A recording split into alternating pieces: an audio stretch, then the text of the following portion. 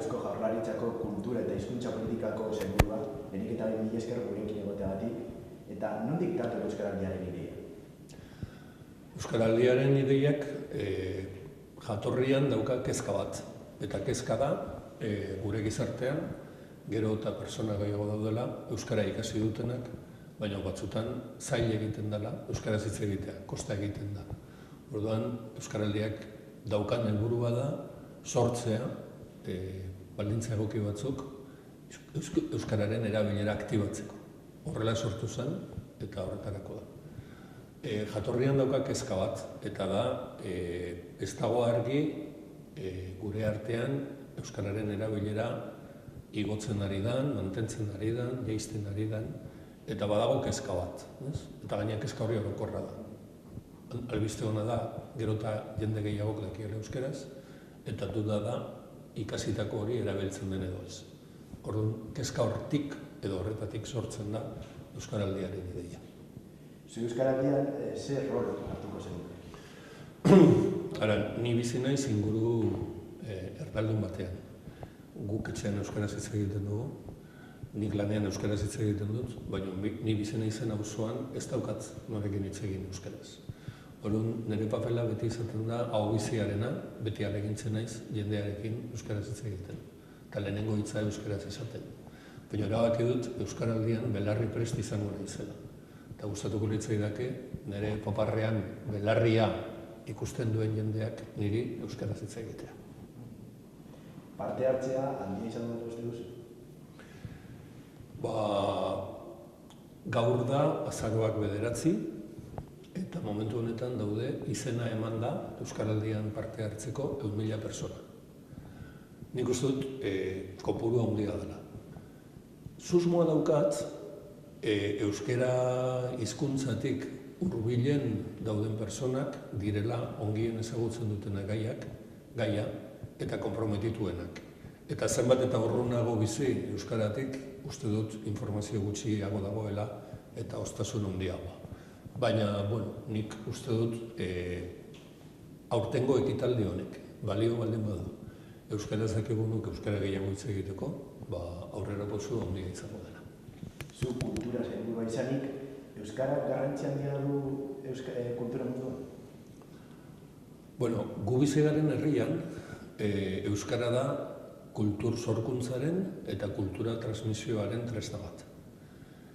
Eta guk garrantzi berezia ematen diogu gure sailean, eta gauza bera egiten dute gure foru aldundiek, eta gauza bera egiten dute udali gehienek, kultur sorkuntza eta transmisio horrek aintzat hartu duzan euskara.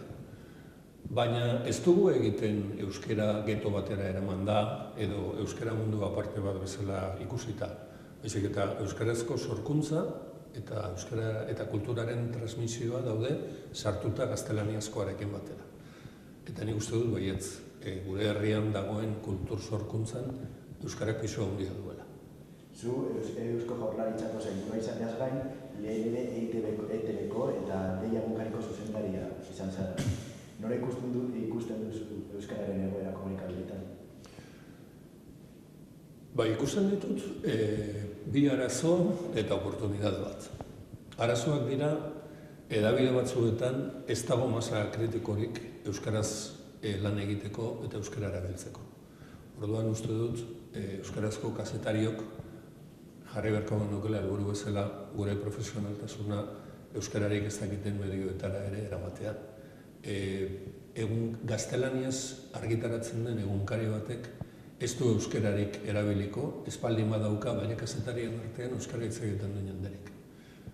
Eta gaur egun, gaztelaniaz publikatzen diren egunkaririk gehienetan oso euskaldun gutxi dago. Eta horrela oso zaila da, bai barroko funtzionamenduan eta bai produktuan euskara agertzea. Gero badaude beste hedabide batzuk, adibidez EITB uste dut horren adibide hon bat dela, eta hor badago euskaraz dakien jendea, badago euskaraz ez dakien jendea, eta hor aukerak handiagoak dira. Eta EITB badu konpromiso argi bat, batez ere euskarazko kateen bitartez, ETB baten bitartez, ETB iruren bitartez, gaztearen bitartez, Euskadi irratiaren bitartez, euskara normalizatu, erabili eta eratzeko. Eta gero, nik uste dut oportunidade bat dagoela euskaraz argitaratzen eta emititzen diren hedabideetan, ez? Hor, hizkuntza modu naturalagoan eta errezagoan erabili daiteke, baina egia da oso hedabide minoritarioak direla, eta uste dut merezi duela horietan arekin bat egitea beraien eragina handiagoa izan da den. Azkeneko urte hauetan, euskararen egoerak hobera egin duela uste duzu? Nik uste dut euskararen egoera ezin dugula aztertu urtetik urtera. Uste dut behar dugula perspektiba gehiago eta hartu behar ditugula urte tarte handiagoak. Nik ez dakit momentu honetan, orain dela 5 urte, baina euskara gehiago edo gutxiago hitz egiten den. Hori denborak esango digu. Baina nik badakit gaur Bilbon, orain dela 30 urte, baina euskara gehiago hitz egiten dela. Eta Bilbo ez da inguru euskaldun bat. Ni Gipuzkoarra naiz, Hernanikoa, eta nik badakit gaur, Hernanin, orain dela 30 urte, baina euskara gehiago hitz egiten dela.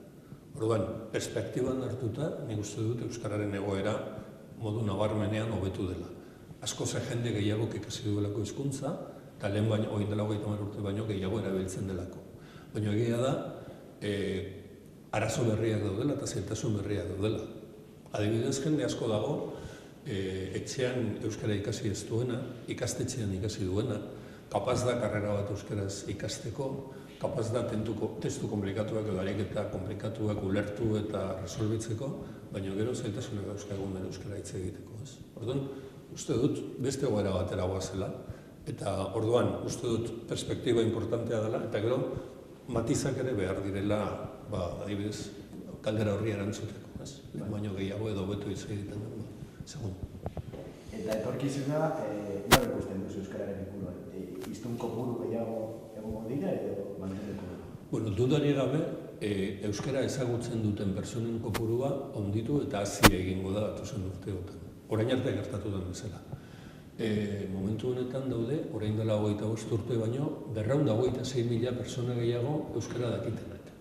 Eta hori handitzen joango da. Eta batez ere, pertsonak euskaldundu dira hezkuntzan, eskolan, unibertsitatean. Eta horrek eragingo du gero eta pertsona gehiago izatea euskara ezagutzen dutenak eta euskara erabiltzeko gaitasuna dutenak. Hortan ez daukatu darik. Gero, zenbateraino izango gara kapaz euskara hori praktikan jartzeko, burutik Espainietara eramateko, hor beharko dira politikak eta gero beharko da pertsonen erabakia. Nik esan dezaket, nik gaztetan eta umetan euskara hitz egiten ez nuen pertsona batzuekin, orain euskara hitz egiten dudala. Momentu batean, euskara hitz egiteko motivazioa eduki dudalako edo erabakia hartu dudalako. Orduan, uste dut faktore personal horiek ere importanteak direla. Orduan, gero eta jende gehiago izango dago herrian euskara ezagutuko duena, eta kapaz baldin bagera motivazioa bultzatzeko eta gizartea aktibatzeko hitz egin ere, gero eta gehiago hitz egingo da. Mila esker gurekin egoteagatik. Eskerrik asko zuei nirekin akordatzea.